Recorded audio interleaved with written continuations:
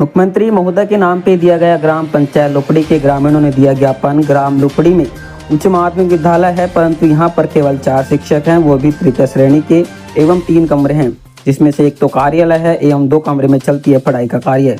जो बाहर बरामदे में, खुले मैदान में और कमरे में यदि बरसात प्रारंभ हो जाती है तो सभी छात्रों को पढ़ाई तो दूर परंतु सही से खड़े नहीं हो पाते हैं। इस प्रकार रहा तो यहाँ पढ़ाई करने वाले छात्रों का भविष्य अंधकार में है। गत वर्ष के मुकाबले इस वर्ष विद्यालय में नामांकन बहुत कम हुए हैं, क्योंकि अभिभावक को मजबूरन दूसरे विद्यालयों में दाखिला करवाना पड़ता है, क्योंकि यहाँ पर न तो प्राय शिक्षक है, न कक्षा है और न कक्षा कक्ष है।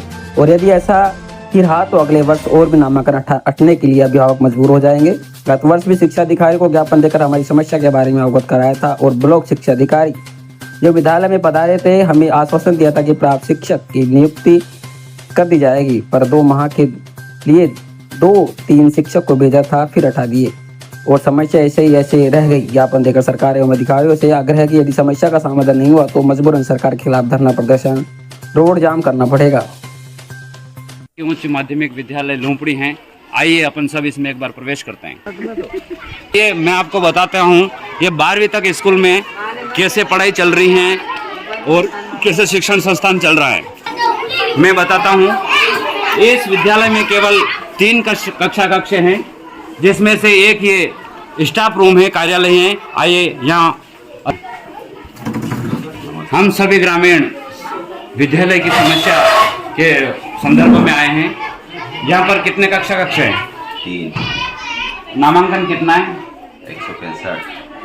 आप यहाँ शिक्षण संस्थान जो चला रहे हो ये विद्यालय में कैसे एडजस्ट करते हो 3 कक्षा कक्ष में? क्योंकि एक तो विद्यालय का ये कार्यालय है, बाकी में कैसे पूर्ण कर रहे हो पढ़ाई का काम?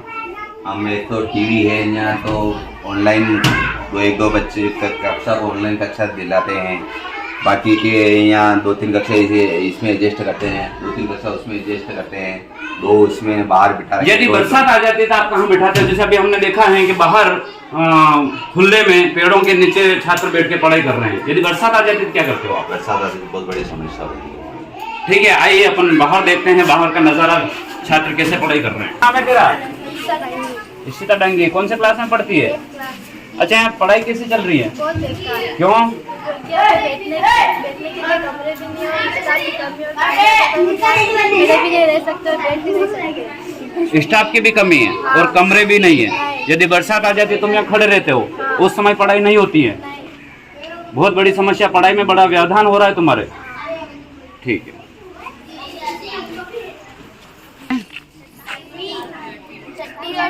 6ठी और 7वीं 8वीं आप देख सकते हैं बिल्कुल खुले में यहाँ पर बैठकर ये बालक, ये छात्र छात्राएं पढ़ाई कर रहे हैं। गुरुजी, मैं आपसे पूछना चाहता हूँ कि यदि अभी बरसात आ जाए तो इन छात्रों को कहाँ ले जाओगे आप?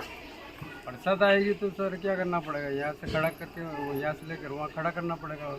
खड़ा करने के बाद कोई पढ़ाई नहीं, यदि पूरे दिन बरसात होती रही तो? बरसात रुकेगी उसके बाद तो या तो छुट्टी करनी पड़ेगी या खड़े रहेंगे वहाँ पे। इस प्रकार तो इन बच्चों का भविष्य अंधकारमयी है। यदि यहाँ पर पूर्ण व्यवस्था शिक्षकों की नहीं हुई एवं कक्षा कक्ष नहीं बने तो इन बच्चों का भविष्य अंधकारमयी है। प्रेम सिंह डांगी, ग्रामीण लुपड़ी गांव का एक आम नागरिक हूँ। हम आज सभी ग्रामीण स्कूल में आए हैं। हम गत वर्ष भी इकट्ठे हुए थे और सरकार के नाम, शिक्षा विभाग के नाम हमने ज्ञापन दिया था। सरकार और अधिकारियों को सूचित अवगत कराया किया था। हमारे स्कूल में ये 12वीं तक स्कूल है। यहाँ पर केवल 2 कक्षा कक्ष हैं, जहाँ पर ऐसे खुले में या ऐसे टेंट बने हुए हैं, इनमें बिठाकर पढ़ाई चल रही है। यहाँ पर स्टाफ के नाम पर केवल तृतीय श्रेणी के 4 शिक्षक हैं। 4